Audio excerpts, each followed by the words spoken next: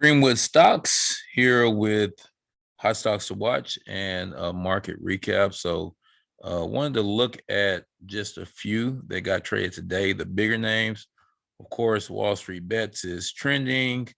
And there's a lot of meme stocks that are getting circulated, pre-circulated, whatever. They're not doing as much as we saw in the GameStop AMC era, but what we do see is that they can still be relevant. What I'm noticing is that, again, this market is a heavy market. So whenever I see a move, it takes so much buying compared to selling. So again, I was just explaining in my Discord, even with NRXP, NRX Pharmaceuticals, you're looking at, let's look at the daily volume. Okay, so looking at 19 million shares on there. Let me see if they got any news. They announced a candidate shares jump, supply to COVID-19 drug, et cetera, et cetera. So again, you can check the quality of the catalyst and what it does to the action. But again, even BBIG was a meme stock, and I know a lot of people are going to watch this just because of BBIG. But when number one, you're looking at you're looking at Twitter trends. So I mean, people are buying these based on big Twitter accounts, and that's really the only thing moving the market, which is not a true move. So again, with BBIG, for it to move $1.50, from 530, let's look at when the move started. From 530 all the way to 719, or even just today was 663. It took 74 million shares for that move. So again, look at the red candlesticks and look at the heavy selling. So you see this pop, 1 million, and then 1 million comes out, 3 million, and then we get 1.7 million. So there's still heavy selling just to get stocks to move very little. So again, got to be selective in this market. Look at one of my favorite stocks, which actually started to move today. ORPH. So again, this stock back in, what was it? June, when they were looking at getting approval, out of the blue, it just ran for no reason. So it didn't get approved, but I guess they were anticipating. It went from $4 to $77. But look at the volume on 7 million shares volume. Look at this volume indicator. So 7 million, almost 8 million shares to go from $4 to $77. That's over 1,000. That's close to 2,000%. Okay, so a 2,000% move on 7 million shares versus a 15 or 20% move on 74 million shares is just, it lets you know what kind of market we're in. So not having a lot of multi-day, not having a lot of follow through, you're just going to have to get in where you fit in, and make sure you're just being super selective. So another stock that ran today, KOSS. Again, we know this from way back in the day when AMC, GameStop ran. So again, this stock went from, we were actually in it when it went from $4 to $11, sold out, and then of course it kept running all the way to 127. But again, this stock is big potential just simply because a lot of people know about it. We did trade 2 million shares today, and so let's see if we can continue even tomorrow. I mean, like I said, they need something to run up to short squeeze. So maybe this can be it. So I definitely wouldn't take it off my radar, simply because the times where it has ran, there was a big solid green pop. But again, it's done it before. We got 4 million shares in August, all the way up to 20, and then it just didn't do anything. So there was a couple more in, let me see, DATS. The ATS again is a fan favorite. It's being mentioned on Twitter. Again, these stocks are making moves, but it's taking 51 million shares to move $2. Okay, 51 million shares to move $2. All of the stocks that made massive moves last year, I mean, you're moving on a maximum of 20 million shares. So GLSI going from, again, $4 a share to $158 a share in one day. It's only taken 20 million shares to do that. So again, it's gonna have to be super selective. You're gonna have to make sure you're not taking too many trades, because when you do, you're gonna overtrade. You're just gonna lose, and you're gonna get chopped up because the market is choppy. People are selling in the string. So with that being said, we will get into the OTCs right now.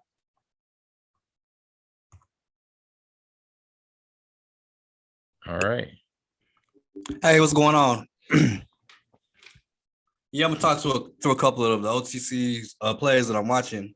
I'm pretty excited because now the OTCs seem to be heating back up. Because for a while there, I wasn't really finding too much on my scans, but as of the last 2 weeks, there've been plenty of plays out there, plenty of plays running. So I'll go over a couple that are on my radar. And so the first one I'm gonna talk about is KMOF, which is a play that I'm actually holding right now. And the thing that I like about this is it's in the food packaged food industry, and that's been a relatively high sector in the OTCs. And so it had a big run, back in September, ran up to 30 cents and it pulled back. So I started watching it. You have to share your screen. Oh, well, let me share the screen and do it again. Okay, here we go.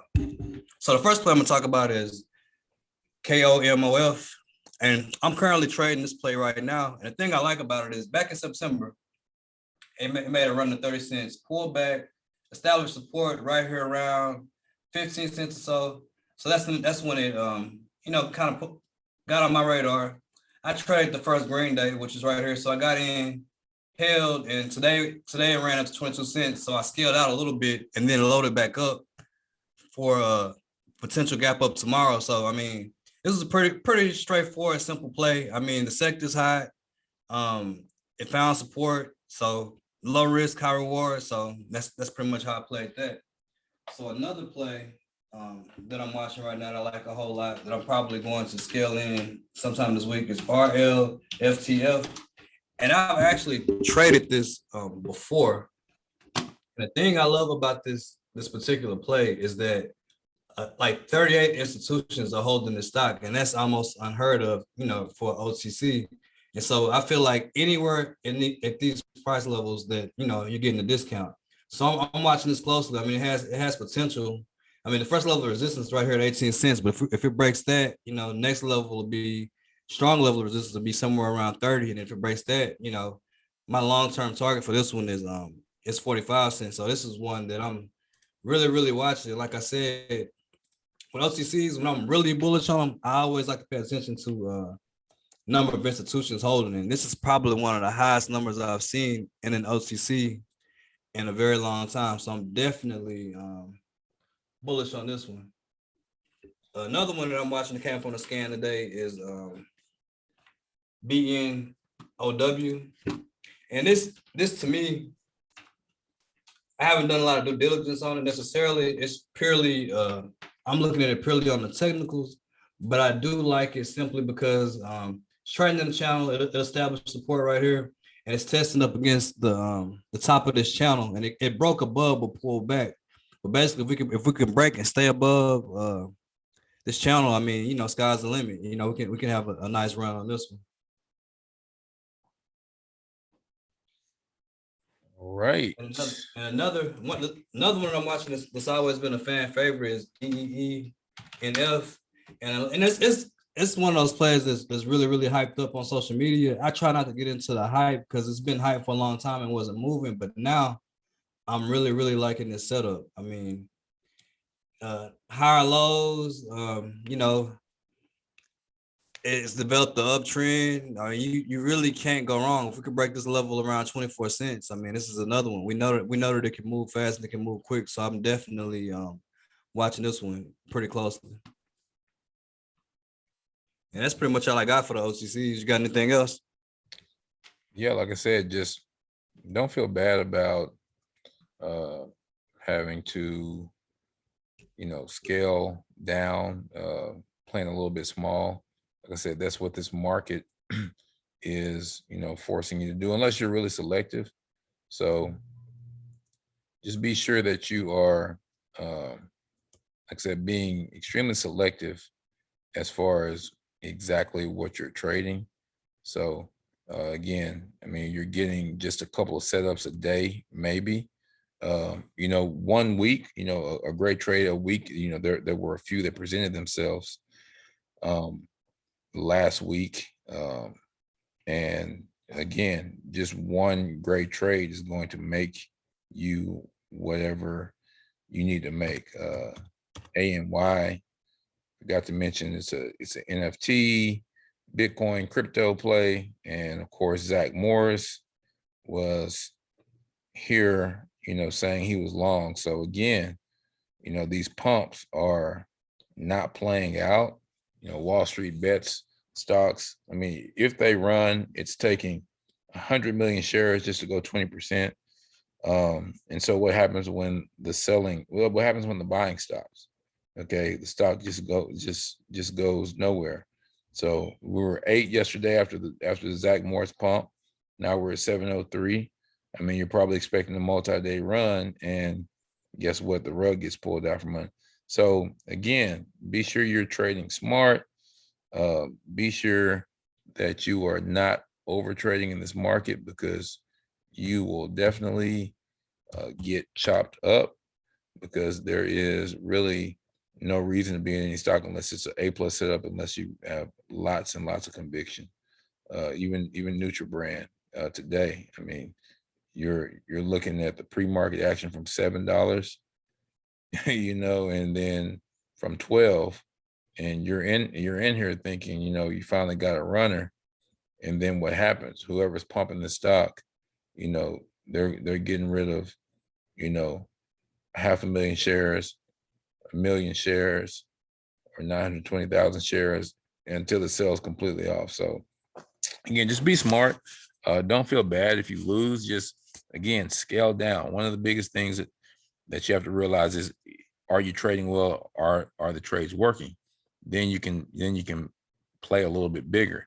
If not, take some time off, trade a lot smaller, and you'll see what the market is doing. You'll be able to get your emotions out of the way, and that way you'll be able to see clearly what the next play should be. So that's pretty much it. Like, share, subscribe. If you need coaching, give us a shout. greenwoodstocktrading@gmail.com. You can text the trading cell. Shoot us a DM on Twitter, Instagram, Facebook. Again, like, share, subscribe, hit the bell icon button if you want to get notified of all our videos. And that's it. We are out. Peace.